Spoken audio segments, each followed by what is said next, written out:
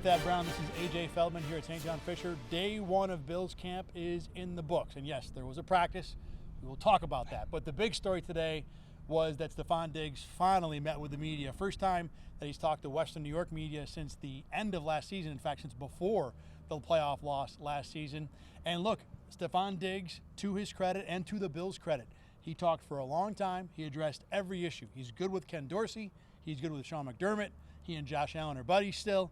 He didn't ever want to have more say in play calling. He called that insane, that idea. In fact, said that he's terrible at play calling, even though he's been in the league for a while.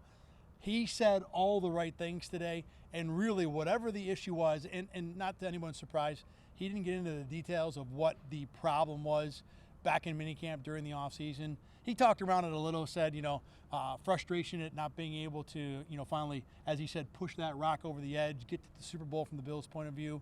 And he compared it to being in a family. When you're in a family, you have brothers and sisters. You get along most of the time, but eventually you will have a problem. So that's the way he termed it. I think overall, though, the Bills got exactly what they wanted out of the Stefon Diggs press conference. And we were coming into the day even wondering if Stefon Diggs would talk at all, because obviously in minicamp there was the issue. He came the second day of camp. He could have spoken after minicamp and kind of put this all to bed, but it took a while until now. Maybe the only critique you would have of how they handled this whole situation, that it took until training camp for this to happen. But like you said, he addressed every issue. He addressed play calling, Ken Dorsey, Josh, Sean, Brandon, the weather, basically everything under the sun. He did a very good job. Now the thing with Stefon Diggs has always been, we're in August, or we're in July. We're basically in August. Yeah. Things are all good now. Things are great. Everybody's happy. Everybody's whatnot.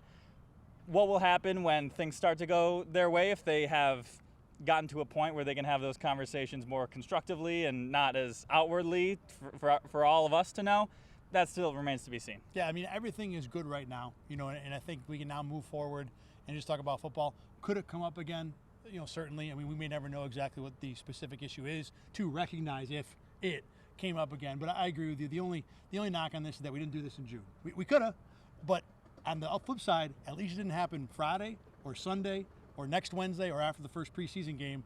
The Bills got it out of the way day one, and we can now go ahead and talk football. Yeah, and Stefon was really open. He was, with questions like these, situations like these, it's you try and dance around the bush, things like that. He was like, just ask me your question. Like, do you want to know if I think this is what happened in Minnesota? Ask it. Do you want to know if I have a problem with Ken Dorsey? Ask me. I'll answer all your questions. Do you want to know if I want to retire a Buffalo Bill? He said yes, 100%.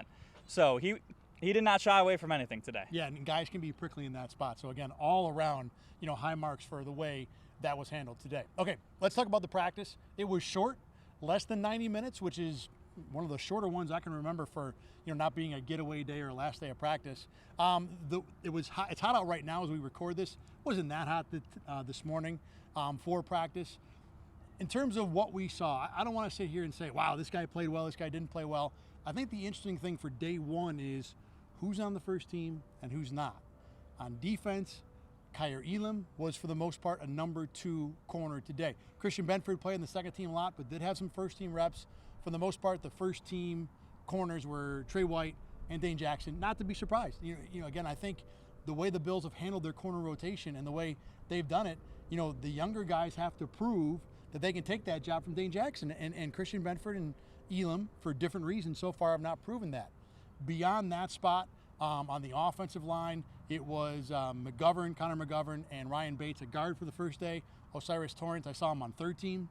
Going to have to work his way up, same way Elam and Benford have to. I think I saw him on second team a little bit too. Okay. Yep. And then the only other one would be middle linebacker, and I want to talk about this just for a second. Terrell Dotson got the majority of the reps from what I saw on first team. We kind of came into this camp believing it'd be at most or at least a 3-headed race between Dotson and Dorian Williams and Terrell Bernard.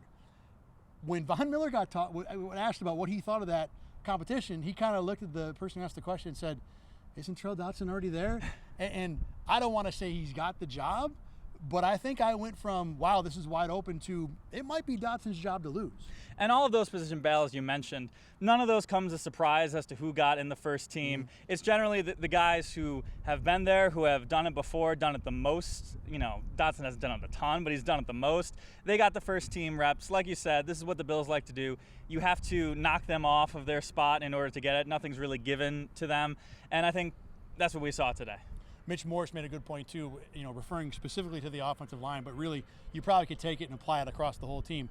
What you see day one is not necessarily what you're going to see day 2 or week 1, because you have to give guys an opportunity to prove they belong in that spot. So today might have been Dane Jackson's job or opportunity to prove he's the number 1. Maybe tomorrow it's Kyrie Elam's spot. Maybe tomorrow it's Osiris Torrance who gets that opportunity. So this is the time of year when you can and should mix and match all that stuff, and perhaps that's all the Bills are doing. But who starts is definitely important, especially on the offensive line. You remember what happened last year in training camp. It was guys going in and out. They barely got any continuity. So you never know how long you have all these options, for nicks and bruises. People sit out for small reasons. You never know how many times you're going to have everyone at your disposal to choose from. Yeah, and I think the Bills are, at least this year, in better shape. Last year, of course, they had all those injuries up front. You want to figure that out as fast as possible. All right, let's talk about what we liked in practice. And to do that this year, we're going to employ a new rating system. We're going to hand out turkey burgers, kind of like if you follow Ohio State football. On their helmets, they have all those little stickers of stars. Those are Buckeyes. We're going to give out turkey burgers for things we liked at camp. So the first, and we're going to keep, by the way, we're going to keep track of this. And at the end of the camp, we're going to tell you who had the most turkey burgers, which of course is the and they number will come on the show, and we will give them a turkey burger. Maybe we'll do that, yeah. But either way, I'm sure it's vital at home for you to know who wins the turkey burger tote board. I'm going to start. Kyrie Elam, to me, gets the turkey burger. Had a great play in the back of the end zone, ripping a ball away from Isaiah Coulter. He had made the catch, was on the ground, thought the play was over. Elam stays with it, forces what I think would have been an incompletion. And even though he wasn't on the first team, I thought he had a pretty solid day. So first turkey burger for me, Kyrie Elam. I'm going to give mine to Dalton Kincaid. I believe I said his name correctly. Yes. In our preseason series, we screwed that up twice. It'll be a running issue for, I think, everyone in the media. No one will ever know. Yeah. He, in both the team drills and in the red zone drills, he got the very first target. Did a good job, made the touchdown in the red zone. I didn't see the team play, but I assume he made a pretty good play there too. To have a rookie come in, you've had good reviews of what he's done so far.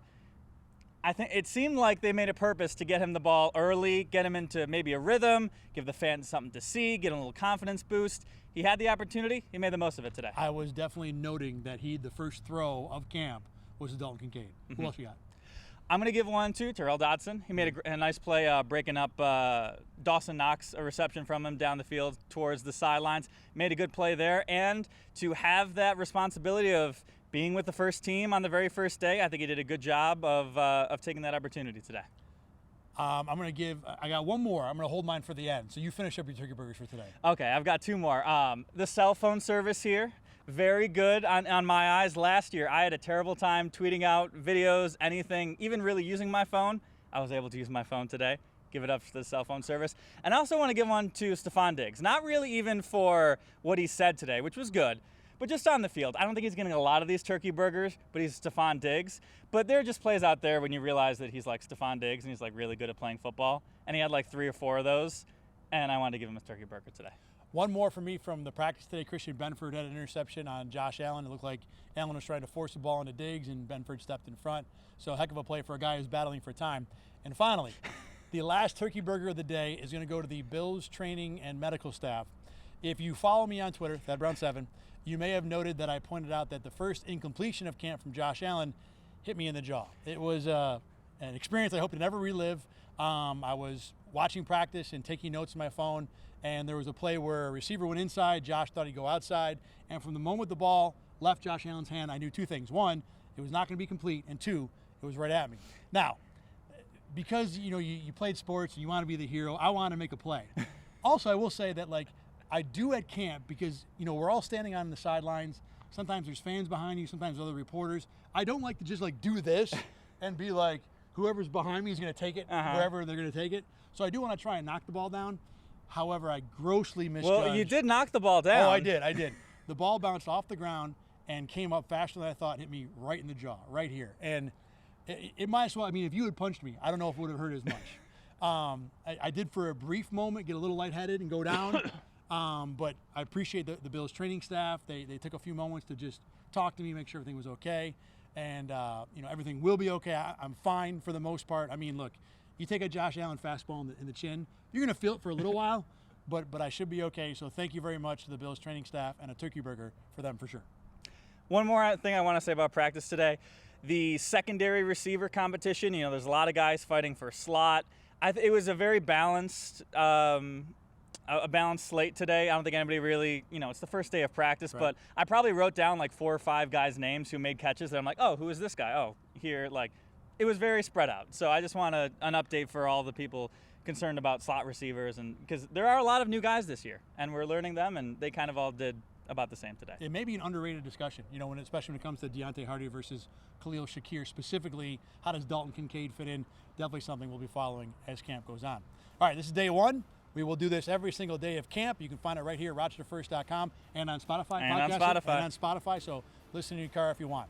Thank you very much for checking us out. He's AJ Feldman. I'm Thad Brown. We will see you tomorrow from Fisher.